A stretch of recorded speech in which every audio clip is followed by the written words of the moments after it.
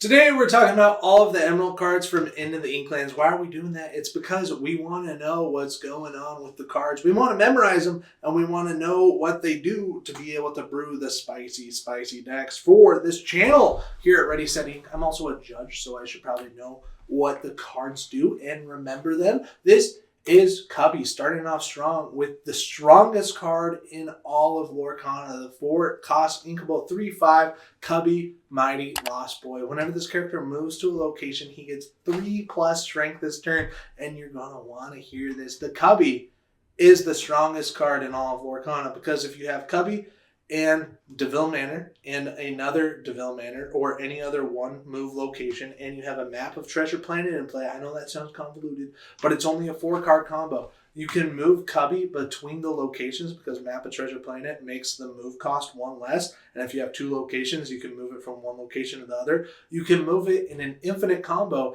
and you can make this thing have like 1 billion strength. It's literally the strongest card in all of Disney Lorcana. It can have 1,000,000,005 willpower. It's so sick. With Peter holding off Hook, Cubby did what he does best. Break stuff. And look at that. He's trying to break the steering wheel of Captain Hook's ship. Oh, and there's a little Peter Pan's legs. There's a little Captain Hook with his little sword. How cute. I actually did this wombo combo on Pixelborn when it was around, and I got up to 999 strength, and then I stopped because it took me a long time to do it, to move between locations. How many moves is that? If you get 3 strength each turn, it's a good card. It's not a real combo that you should do in competitive play, but it's pretty funny to be able to do. The ultimate 1-drop, the cursed merfolk. Look at all these poor unfortunate souls, and it's the cursed merfolks that become them. Is that what I'm supposed to get out of here? Cursed merfolk, Ursula's handiwork, the 0/1 stat line. That's okay because you don't need to do damage back to them. You need them to challenge your character, because whenever this character is challenged, each opponent chooses and discards a card. Then, not having cards, good deal. Into the Inklands meta always ran 4 of these in the Emerald Steel discard, and I couldn't agree more. It's a really good card. It's always one to look out for. Rare cards that stay above the $2 mark are usually really good cards. There's some legendaries that are way less than $2. So if you see a card that's $2, you know it's good and it's meta. This is one of my favorite cards for sure. The Cursed Merfolks, Don Carnage is a evasive character. The 4/4 stat line. This is a weird archetype in Emerald where there's a whole bunch of 5-cost characters that have evasive. It's just their stat lines and lore that changes. Like they're French vanilla cards. They're kind of a vanilla card, but they have one keyword. They have the evasive, or like in red, they would have like the reckless keyword. Don Carnage falls into that, and he's not the best at what he does, but he does get the pirate keyword, and the pirate keyword is popping off right now. He also hits the prince and villain keyword. He's hitting all the really, really good keywords that makes Don Carnage a really good addition into probably any synergy-based deck. I like it a lot. You didn't expect to find me here, did you? Well, neither did I, says Don Carnage. This is a flotsam. I used to call it Float Sam, but it's a flotsam riffraff. That's crazy. That's a crazy thing to name it. He's got his golden eye. Is there any hidden Mickeys? Not looking like it. 5/2 stat line, kind of all right, but it says your character's name Jetsam, get +3 strength. We like that because Jetsam's kind of a weak guy. He's only a 2/2. So if you play a Flotsam and a Jetsam, now this goes to a 5/2, and now they're equal. And then the Jetsam synergizes with that. It says your character named Flotsam gains Ward, and that's a great deal because this already has Ward. The All Eel Decks is one of my most popular videos on this channel, and I like it a lot. Playing eels is a good time. This is mostly for big memes. Maybe we get like an all-ally synergy deck where you just play allies. Pretty good. Ursula needs lore to complete her plan. But what plan is Flotsam taking about? He's talking about the plan to get the half-hexwell crown and then sink all of Lorcana and destroy the Illuminator. Friar Tuck was the card that Specie made really popular on his Pixelborn streams because no one saw it coming. He's actually pretty good, especially from the end of the Inklands meta. The Priest of Nottingham. Not in my ham. He has the You Thieving Scoundrel ability. When you play this character, the player with the most cards in their hand chooses and discards a card. It's kind of interesting because if you both have 3 cards in your hand and you play this, the card comes out of your hand. And then you'd only have 2 cards in your hand. So it checks live, if that makes sense. But if you both have like 3 cards after you play this card, then both of you discard cards. So lots of times that came up in Judge Colin. Quest for 2, it's a good deal, but you're playing for him for his on-play effect. Get out of my church, out, out, out. I like the Friar Tuck. I think he's making a comeback for sure. Helga Sinclair got a Floodborn card. This is one of the villains from Atlantis movie, The Lost City of Atlantis with Milo Thatch. You can shift it for 3, the Femme Fatale. Whenever this character quests, you may deal 3 damage to chosen damage characters. So the stipulation is that they already have to be damaged, but doing 3 more damage to it, that is absolutely huge. I can see this working with the new Mosquito Bite card from Azurite Sea. I think that's kind of a wombo combo. I like it. Might have to try that out with the Helga because I know I've got a playset of her. She's only 20 cents. We like to see that. The Helga Sinclair Vengeful Partner. When this character is challenged and banished, banish the challenging character. Pretty good. If it has way more willpower, you're still going to get rid of it. If it's like a Robin Hood Champion of Sherwood that challenges into this, only does 3 damage, but has 6 willpower, like this isn't going to banish the Robin Hood. But if it's the first time, boom. It's so good. I like it. It's a good ability. It makes it worth it. It's a good shift target for the other Helga. You said we were in this together. The 2-1 stat line, not my favorite. Morph has it. Ooh, there's Morph right there. But again, not my favorite. The Jetsam, we already talked about it. It's the 2-2 stat line. Who's this pink Jetsam behind him? And is that a hidden Mickey? We like it. There must be a powerful lore here. Very powerful. Quest for 2. He's over there questing. The Kid Cloud Kicker has a promo card. I think it's underrated. It makes resurgences a lot, especially into like Artifacts' green purple. That's always going to be pretty popular. It's Sky Surfing ability. When you play this character, you may return chosen opposing character with 2 strength or less to their player's hands. It can get rid of those Diablo's Devoted Heralds. It can get rid of those early sneaky snakes that you want to get rid of. Not Madam M Snake, because Madam M Snake has 3, but it can get rid of a lot of people. It can even, it says opposing character, so you can't bounce your own Merlin Rabbits or anything, but overall, pretty interesting. I don't know much about Kid Cloud Kicker at all. That's just, I don't know. I don't know him.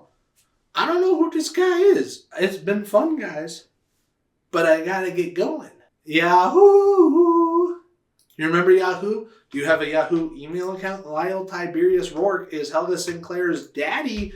Am I right? The cunning mercenary storyboard villain. 2-4 stat line. 3 uninkable. The uninkable slots were taken up a lot, but if you want, he's a pretty good uninkable. He's worth it. The Well Now You Know has the when you play this character, chosen character gains Reckless during their next turn. Pretty good ability. But his second ability is what makes this guy shine.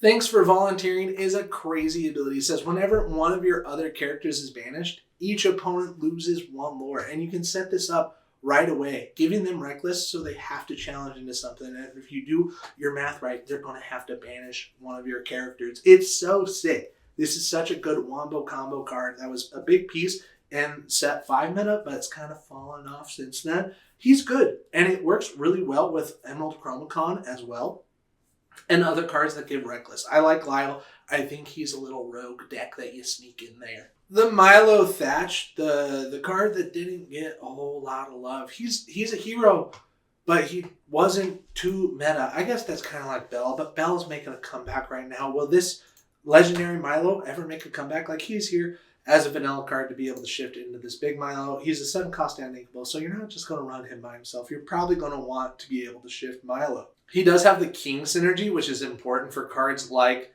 Pride Lands, which activates the King synergy. Also the King Sensor Core. You could play this in a green steel deck and give this resist, which would help it a lot because the 4 willpower isn't too impressive. When this character is banished, return all opposing characters to their player's hands. So even if you banish this character, you're going to get to return the entire other side to their opponent's thing. And that even counts for like if you're challenging your own character into one of their characters. If this is banished anytime, it's not during any opponent's turn or whatever, it's any time, you get to return the entire opposing player's characters to their hand. At Quest for 3, kind of a good deal.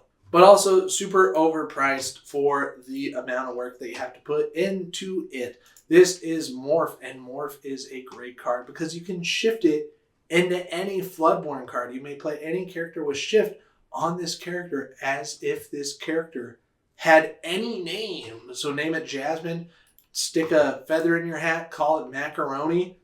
Morph is here to stay. You jiggle-headed blob of mischief, says John Silver. That's a good little lore.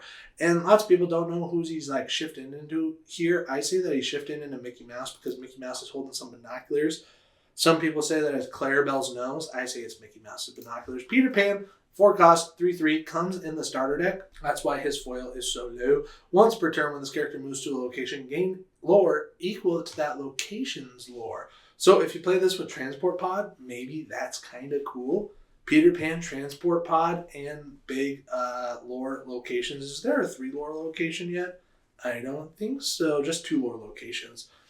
Pretty cool. You can play this like with McDuck Banner and some other blue, green, like Fang River City. Maybe it has some legs, but also maybe not. Kind of just a card that may never work. The Prince John, the 5 uninkable, the Phony King.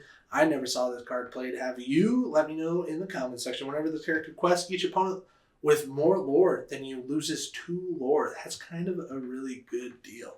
I'm surprised that this isn't a red card with the amount of lore that they're losing.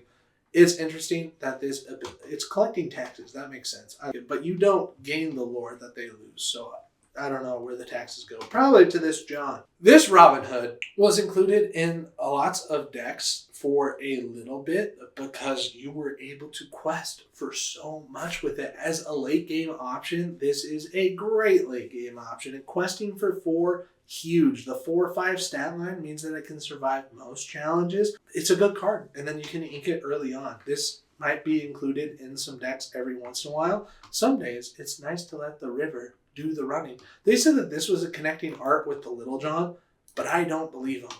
Where's the Little John? Is Little John not in this set? The Little John was from the next set, and the art does not connect at all. I'll put the Little John right here in editing, if I remember. And it just, like, they don't connect. Stop saying it connects. It's not that. The Shenzi, this was our first hyena, and it was interesting because we also got the Rafiki that said this Rafiki takes no damage from hyena characters, but this was the only character with the hyena keyword. So, like, we knew hyenas were coming, and then when we got hyenas finally, it was underwhelming. It was almost just as underwhelming as this card right here. While this character is at a location, she gets +3 strength. So to make her do anything, you have to move her to a location. Locations don't really stick that well right now in the realm of Lorcana. While this character is at a location, whenever she challenges another character, you may draw a card. Drawing a card is a good deal. And if you pair this with the new Scar, then you can draw 2 cards, because whenever you challenge, you draw a card. I like it. Or is it when this character, the Scar, has to do the challenge? The Sir Hiss is underrated. Sir Hiss should be in more decks. The 3/1 stat line, having the ability to swing at whatever you want and take it out is a good idea. Prince John isn't the only one collecting taxes. He's doing air quotes, but he has no fingers, so how is that possible? Aggravating Asp. He can also sing Sudden Chill. He can take out enemy Diablos even when they're at Hidden Cove. He can 2-shot Hidden Cove. This is a really good green counter if you're also playing green. Include Sir Hisses and you'll be good to go. The Skippy is interesting because it's like that 1/2/2 stat line that lots of vanilla cards have, but you're paying 1 extra ink for the ward keyword. Is ward worth it? Skippy's not worth it. I'll just say that. You don't want to play their Skippy. The Starkey, the 7 costs 6/6. Quest for 3. 7 is a little bit too far for green. Green doesn't get up to the thing, but he has the pirate keyword, and the pirate keyword is making a little bit of play right now, but he didn't make it in lots of pirate decks, even though I think he should have. The Stitch, this one was in the Inklands gift set, so you may have seen this art a lot. He's got some crazy binoculars. Dreamborn, Hero, Alien. The Alien keyword is popping off right now. The 3/3 stat line, not the best for a 5 cost, but he has evasive. That's a good deal. But if he's at a location, he gets ward, so he can have ward and evasive. But the only 3/3 stat line for a 5 cost card, not the best. Not the best. The Ursula Deceiver is the best. This is one of the best cards in all of Lorcana because you get hand knowledge. Knowing what your opponent has in the hand is a great deal. You're going to know what they're going to be able to do. The foil version is $4, but there's also this version, the D23 version, that has a little bit of extended art for almost $80. One of the best things about this Ursula is that it's not a dead draw like really late in the game. Really late in the game, if you're at like 7 ink, your opponent's at 7 ink, you play this card, you can look at their hand and know what's going on. You can also rip songs from their hand because it has the on-play ability. You'll never miss it. When you play this character, chosen opponent reveals their hand and discards a song of your choice. You find a song, get rid of it. It can trigger your Prince John. The amount of times that I've waited to play this so I had a Prince John on board first before I ripped the song. So many times. I love this Ursula. It's a great card. The only better Ursula is this one right here, the Deceiver of All. So this first one was called Deceiver. This one's called Deceiver of All. And this one is a 2/3 stat line, so pretty good. Can survive a little bit. You play it down for 3. The best turn to play something down on. And then in its ability, whenever this character sings a song, you may play that song again from your discard for free. Then put it on the bottom of your deck. Now there's a Naveen's ukulele where you can make this thing have +3 singers, so it can sing 6 cost songs. And then you can also play that song again for free. And if it takes part in a sing together song, you can sing that song twice. I might try that with Mob Song a little bit later. But if you sing it with like 2 Ursulas, if you sing a sing together song with Ursula twice, you can't do the second one again because it goes to the bottom of your deck. You're not putting it in your discard again. It's going to the bottom of your deck. And if you didn't know, cards at the bottom of your deck, you're probably not seeing ever again for the rest of the game. It's going to be really hard to see a card that you put at the bottom of your deck for the rest of your game. Way easier to get it back from the discard. The Wildcat is evasive, 2/3 stat line. Evasive, really good, but it also has the disassemble. You exert to banish chosen item. It's a pretty good toolbox. Like if you're playing against a Sapphire Steel or a Ruby Sapphire deck, you can get rid of their items. It's gonna be okay with the Wildcat. Wow, wow. The Zazu I play a lot into the Inklands drafts. Whenever I play the draft, I'm kind of looking for the Zazu because he gets a lore while he's at a location. There's lots of locations in this that you can move to for fast, like the DeVille Manor. They also had the Neverland. There's lots of good stuff that you can do with Zazu in draft, but he's not too good in the other senses. But it's nice that we got a Zazu card. Maybe one day we'll get a Floodborn Zazu card. Has set my heart. Saw a little bit of resurgence because of how popular the Ruby Sapphire deck is with all those items. It has the banish chosen item, and it's a song, so you can double sing this with Ursula, and you can banish 2 chosen items. It's a good deal. Don't mind if I do. Singing songs can also affect a lot of things in the game. There's a Muse card that lets you bounce characters if you sing a song. Lets you bounce characters with 2 strength or less. I Will Find My Way is another song card. Bring back song cards. We got 3 songs in this set. That's a good deal. Find My Way. Chosen character yours gets 2 strength this turn.